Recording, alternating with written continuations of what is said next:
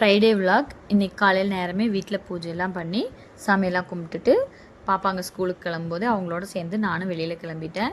எங்கன்னா நேற்றே விலாகில் சொல்லியிருந்தேன் இல்லைங்களா, இன்றைக்கி ஒரு ஃபங்க்ஷன் இருக்குதுன்னு.